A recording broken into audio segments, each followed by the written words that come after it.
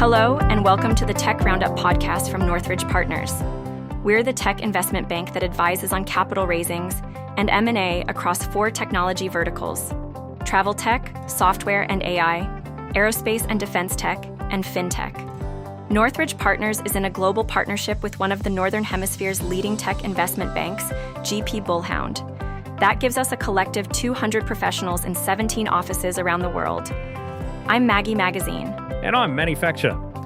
Just a reminder, we're AI presenters, not real humans like you, but the insights we're sharing come from a very real-world source. Today's topic, defense tech. And Manny, here's the thing. Somewhere over Ukraine this week, a missile worth more than a house will shoot down a drone worth less than a used car. And that trade is happening thousands of times a month. It's a crazy equation when you say it out loud, isn't it? The West has spent 30 years perfecting weapons it can't afford to use, while its adversaries field weapons they can afford to lose. Exactly. And that's why everyone in defense circles is suddenly talking about attritable mass, which is just a fancy way of saying weapons that are cheap enough to lose, numerous enough to matter, and here's the part investors consistently underrate: manufacturable enough to replace. And the replace part is the kicker, Maggie. Because the real bottleneck isn't designing clever weapons anymore. It's making enough of them. The numbers on this are honestly staggering. When Russia invaded Ukraine, the U.S. Army hadn't bought a Stinger missile in 18 years. They placed a $624 million order within 3 months. Sounds fast. So when do the missiles actually arrive? June 2026. 4 years, Manny, for a missile designed in the 1970s. Wow. And artillery was even worse, right? American factories were making around 14,000 shells a month, while Ukrainian guns were firing up to 8,000 a day. So a full year of American production was going up in smoke roughly every month. That's right. The Government Accountability Office worked out that at those rates, an order of 2 million shells would take nearly 12 years to fill. 12 years.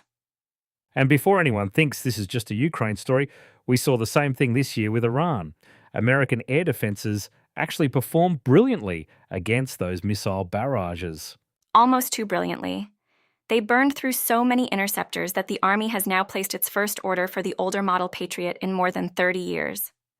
One analyst joked that we're running out of anti-bullet bullets. Ha, I love that line. But surely the fix is simple. Governments just write bigger checks. You'd think so, but no. A study out in December looked at which American production lines actually sped up after 2022, and the answer was only the ones that were already running warm. The cold lines barely moved, no matter how much money arrived. So money can buy capacity, but it can't buy back time. The factory has to exist before the crisis, not after. Which is exactly why the Pentagon's new industrial strategy boils down to 3 words. Production is deterrence. Adversaries are counting factories now, not just fleets. And the money is following. US defense funding hit $962 billion this year. Private equity poured a record $55 billion into aerospace and defense, and venture investment nearly doubled to $49 billion. Even Australia is spending up to $36 billion on its own guided weapons program. So let's make this real, Manny. We've picked 3 Australian companies that show how this theme plays out in practice. And funnily enough, they stack neatly on top of each other. Then let's start at the expendable end. GaardTech up in Queensland builds robotic targets and decoys, full-size fake tanks, basically, plus robotic ground vehicles. And the customer list includes Ukraine, the UK, the US, and Australia. And I love the business model here. Their training targets get shot to pieces on firing ranges in peacetime, so demand doesn't wait for a war and the factory runs all year round. Founder Steen Bisgaard says they're already turning out more than 100 flat-packed vehicles a month. A product designed to be destroyed. It's the ultimate repeat business. It really is. Now, the second company takes the same thinking to the most expensive end of the market: Hypersonix. This is Brisbane's Hypersonix. In February, they flew their DART vehicle for the Americans, sustaining flight above Mach 5 on the world's first fully 3D printed hypersonic airframe. Printed, not machined. And the whole program went from kickoff to flight in under 3 years, which is unheard of in this industry. The Americans clearly like what they saw. 3 flights are contracted, there's a deal for up to 20 more vehicles, and a pathway to production contracts worth up to $500 million. And the third company sits right at the bottom of the supply chain, where hardly anyone looks. Every guided missile needs a rocket motor, and most of a rocket motor is propellant. And about 70% of that propellant is one single chemical, ammonium perchlorate, which until recently, nobody in Australia could make. Enter Black Sky Industries.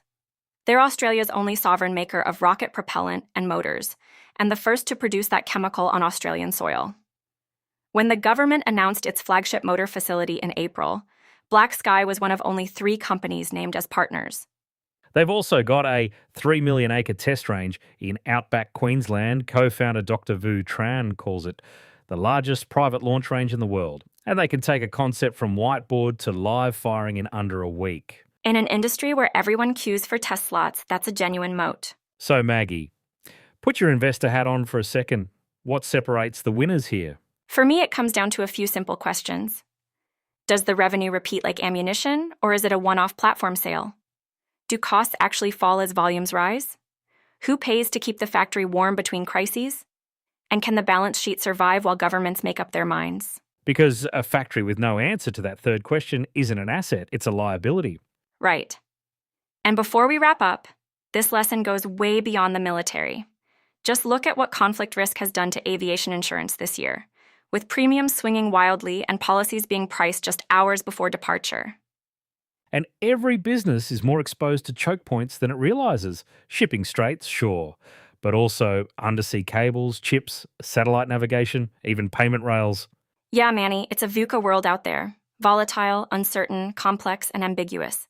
Well said, Maggie. So whether you're stockpiling missiles or stress testing a booking system, the principle is the same. Resilience, like deterrence, has to be built before it's needed. Couldn't agree more, Manny. And that's a wrap for this episode of the Tech Roundup podcast. Don't forget to subscribe to this channel and our monthly newsletter, Tech Roundup, read by thousands of founders, CEOs, board members, and investors globally.